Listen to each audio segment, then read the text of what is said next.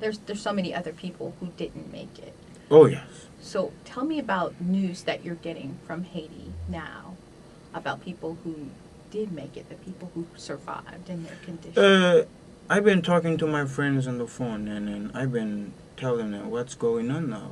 And then they said, Bill, there's nothing much going on. Because they trying and see how they can, do something to move the concretes from the streets and everything. And then they've been fasting for 3 days. The whole country been fasting and praying God, and then coming together. And he said, Bill, I asked him, is the school going to reopen? And he said he don't know. But the Preval, the president, said, well, school must be open in March. So he said, well, they have to do it in tents. And then I don't know how that's going to be happen. And then he told me they have some street vendors started to go on the street back again, and and there's not much going on, but people started to do some activities. Yeah.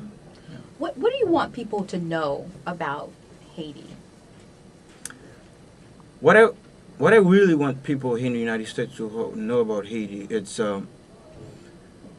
Haiti is not far from the U.S. Haiti is an hour and a half from Miami, Florida. And then I would like them to know that Haiti is right there. And please, go and take a look. And then go in the country and live with us and be there and then see how we live. And then I invited them to go to Haiti and see what Haiti is. And that way they will know us better as Haitians and know their country. Okay. Pre-earthquake, Haiti was a poor country. Yes, Haiti is the poorest country in the Western Hemisphere. And then a lot of poverty, and a lot of kids can go to school, and people on unemployment and no jobs, and it's really hard. It's really hard. And then this earthquake happened, it's a disaster. It's twice before the earthquake. It's terrible. So, okay, then explain more. Pre-earthquake Haiti.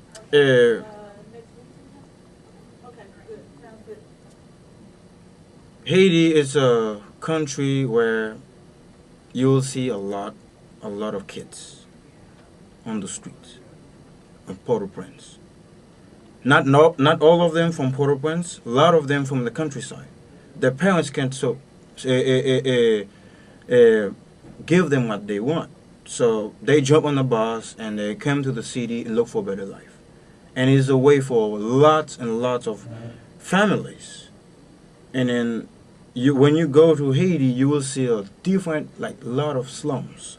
And the largest slums in Haiti is called Cité Soleil, the Sun City. So the way they live, it's terrible. The house made with metal sheets and cardboard, plastics, and they have nothing. Nothing, absolutely nothing. And those kids, they're on the street, and then they go and do shining shoes, and then they do all kind of things to get some money. And the money that they earn, they will go and give a portion of it to their mom and dad. And then that's basically the day life in Haiti. And then people just struggling every day, struggling hard and try to make a living. But it's really hard. How do you feel being here?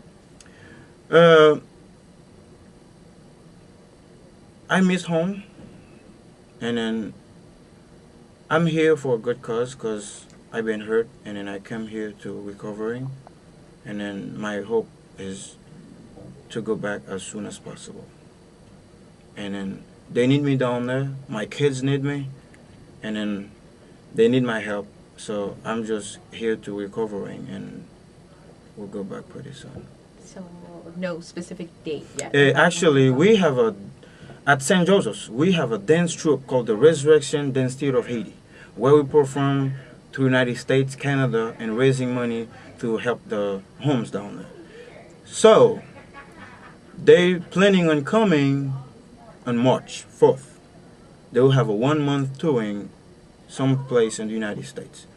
So my hope is going to join them for the whole month tour, and then at the end of March, so we'll go back to Haiti together.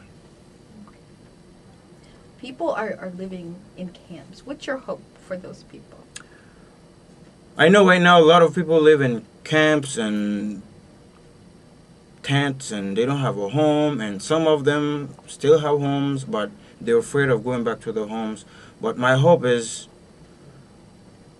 for those people to have a home where they can have, where they will have help from people that can help them by help them go back to their homes if they have a home. But that's my biggest hope, for those people to have a home where they can go back and stay in their home with no fears. No fears. You're a young man. How old are you? I'm 25. 25 years Yeah. old. What's your hope for government in Haiti? My hope for the government is for them to get themselves together and then focus more on how they can help the population, because the population is suffering, and I know people have been trying to do the best they can, but I need them. My hope is for them to have more attention on the people. Is there anything else that you'd like to add, that you'd like people to know? Haiti is a great country, and Haiti it's my country, and Haiti is a beautiful place, and I know it's poor, but I don't look at, I'm not always looking at the poor side, but I'm looking at the beauty of the people, the Haitian people. And then they're kind, they're welcoming, they love to have visitors around them, and then it's a lovely country. I love it. And then Haiti is of a great history. And then Haiti was the first black country to become independent. And then Haiti have great history, and people welcome to come in the country and learn about us, and then come here and then share with other people and invite them to come down and see. For me, it's always good to see with your own eyes, and then you witnesses and you live with the people, and now you have more people interesting and say, well, we have to go there and we have to know more about them. And then I like to see that happen more. Thank you for your time. Speedy recovery. All right, thank you so much. And then I know there's a lot of people here been praying for me and praying for Haiti, and please do keep praying for us, because we need it. And we know prayers open doors, and then with God all things are possible. And one day Haiti will stand, and then it will be a beautiful country. It will be a beautiful country. And thank you everyone in the U.S. for all your hard work. And then I know how you were there when we were in need, and I'm really appreciate it. I really appreciate it. It means a lot for me, and thank you so much. Thank you. All right.